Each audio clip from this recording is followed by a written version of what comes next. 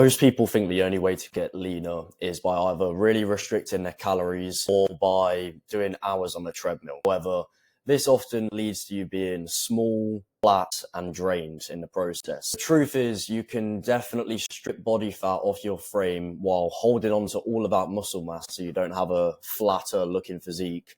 And you can actually increase your muscle mass while simultaneously eating in a calorie deficit and losing body fat. In this video, I'm going to show you exactly how to cut weight while either maintaining the amount of muscle you have, or even on some instances, gaining muscle on while simultaneously cutting body fat.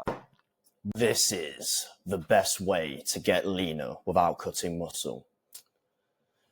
So, rule number one, boys, we do not want to be changing up the weight plan because whatever you did to build the muscle is what you're going to have to do to keep the muscle.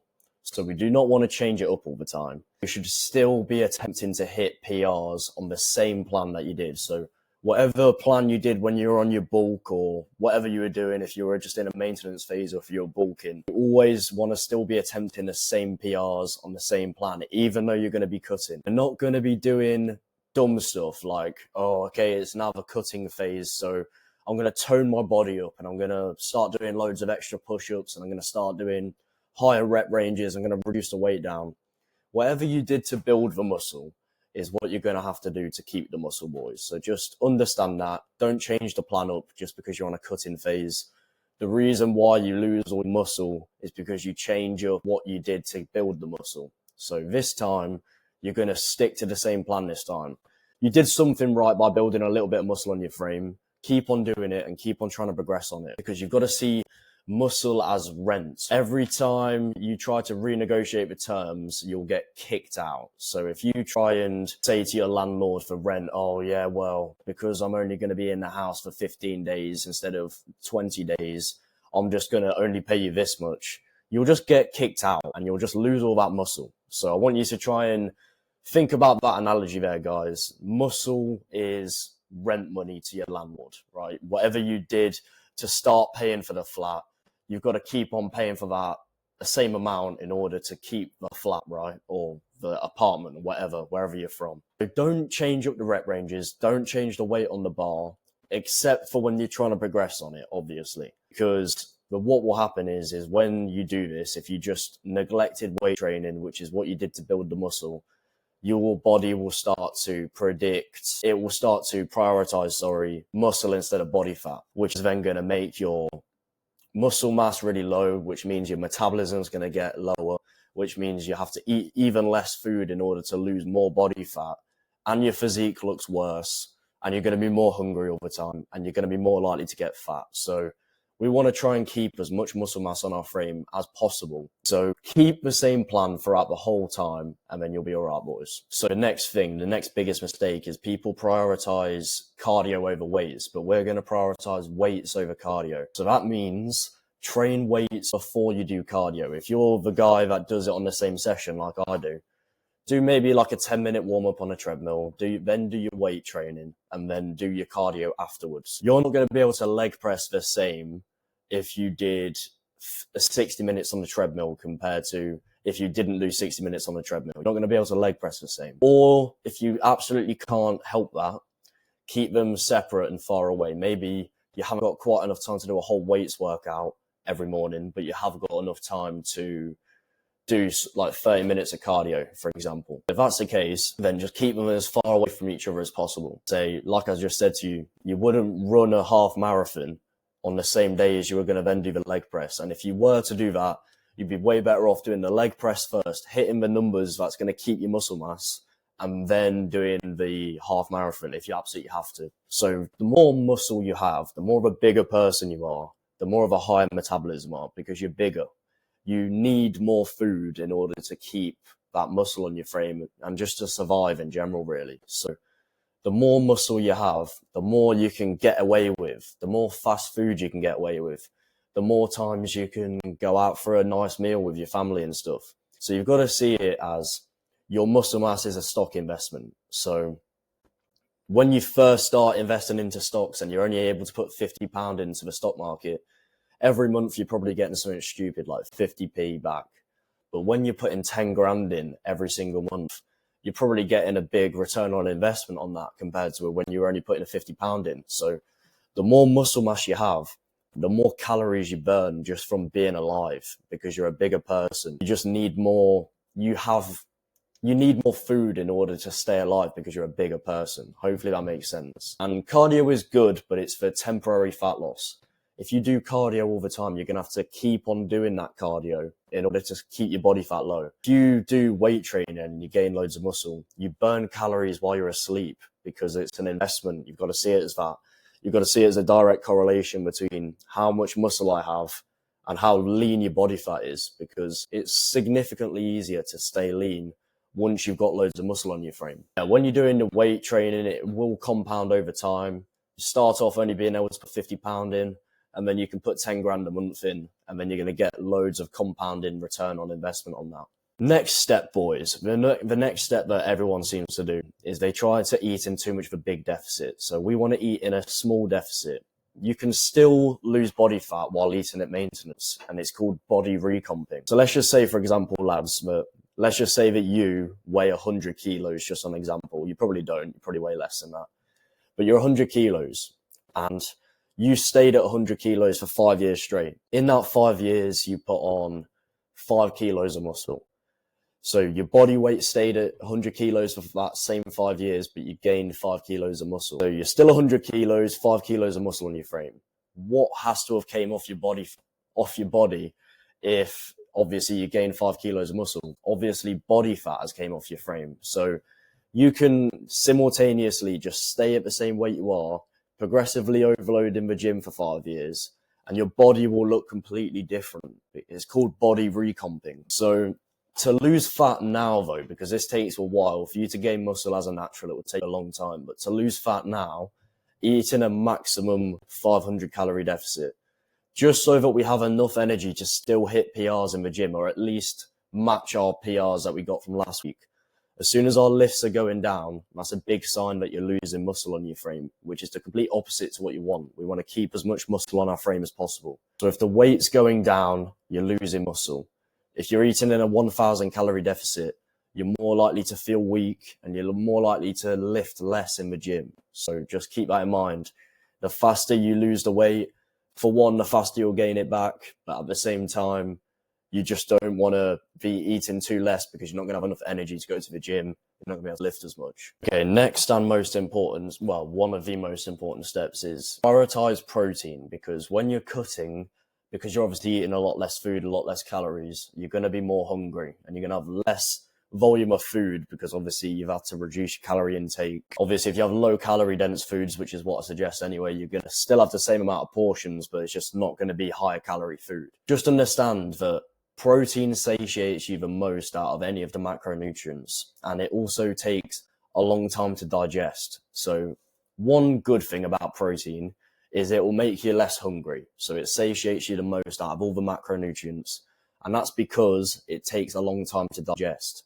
And another good thing about the fact that it takes a long time to digest is that it has the thermic effect of food, TEF, thermic effect of food. And that is basically where when you're digesting protein, because it's such a long process for you to digest a steak compared to you digesting some carbs, for example, like a Rice Krispie bar, it actually takes calories for you to digest that food. So just simply eat a way higher calorie diet through protein, so most of your calories coming from protein, you're going to burn maybe 200, 300 calories extra a day, which could be the same as you going on a treadmill for 30 minutes. Just simply having a diet where you're eating more protein and you're really trying to prioritize protein, the thermic effect of food will kick in. And then as a result of that, you're going to be burning more calories on autopilot mode.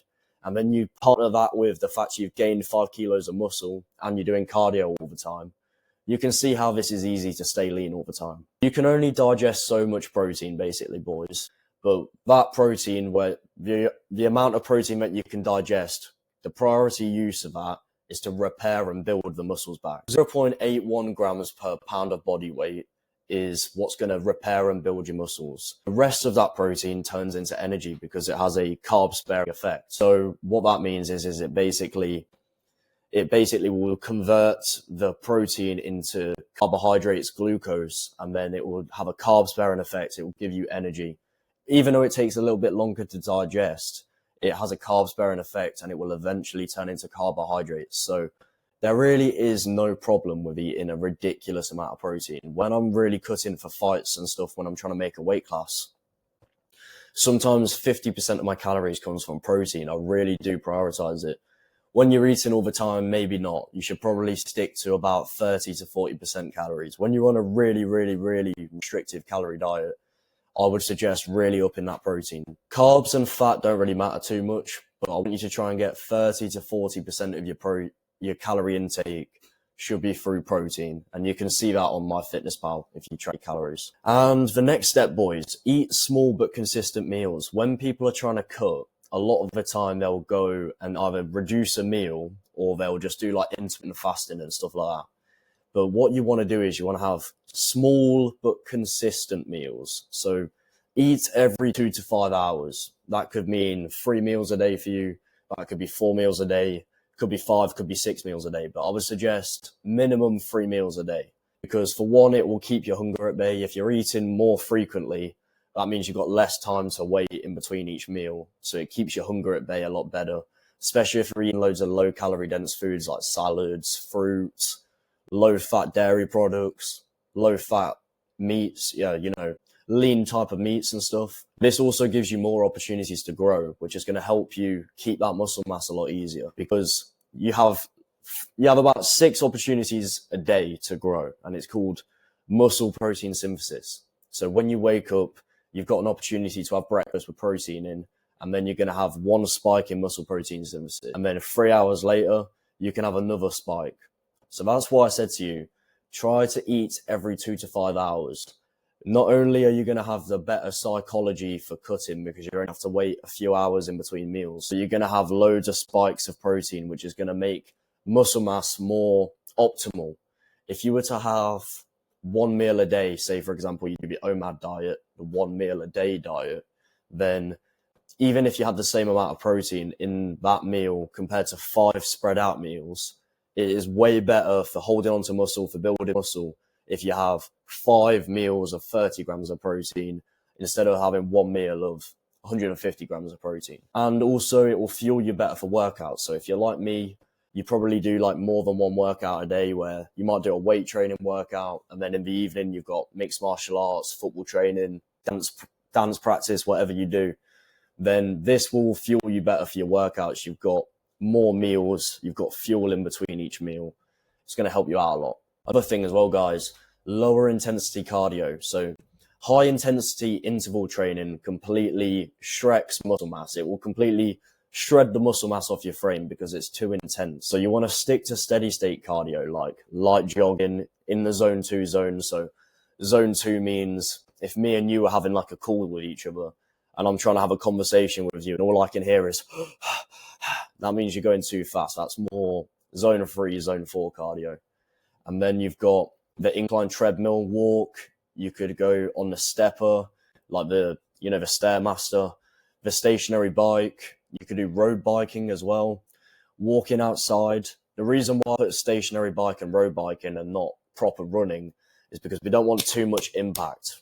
This is why old people do cycling, because there's no impact on the knees. If you have loads of impact on the knees, you're not going to be able to leg press the same. You're not going to be able to deadlift the same. There's loads of exercises that are going to get hindered from you like bouncing up and down all the time. Cardio that will take muscle off your frame. Combat sports, unfortunately, is one of them. Most sports will do this as well, but I put combat sports on there. I do combat sports, and I understand that me training martial arts does take muscle off my frame. So what I've done is, guys, I've made a course down here, as you can see. So this is my size and violence course. It's not very expensive, and it's a complete guide on how you would go about balancing bodybuilding and fighting. So you can look as aesthetic as possible while also being capable of fighting as possible. Maybe you'll be the best looking guy on the beach. Maybe people get pissed off about the fact that you're the best looking guy on the beach. Maybe they'll start something with you later on in the night, and then you're that guy that can just end them, or at least have the ability to just tell them to fuck off. So yeah, join my size and violence course, boys. Very interesting course, and it's all about periodization on how you would go about balancing the both. So you look as aesthetic as possible while also being as dangerous as possible. So yeah, first link in the description for that, boys. But the game plan for you is do not change up the weight training plan. Still try and hit the same PRs as you did beforehand. On the plan that you were doing that was working, stick to what's working, boys. Don't change it up. Prioritize weight training over cardio. So do your weight training first and then do your cardio after, or just try and space them as far away from each other as you can, or just train weights on a separate day to cardio and you'll be all right. Eating a maximum 500 calorie deficit, unless you're over 15% body fat. So if you're a bit above 15% body fat, you can probably get away with 750, 1,000 calorie deficit a day, and you won't lose any strength in the gym. Prioritize protein in your diet. So loads of Greek yogurt, loads of lean meats. You guys know all the different protein sources. More frequent meals, but make sure that they're high protein, low calorie. For example, a yogurt bowl with fruit, like a salad with lean meat, for example.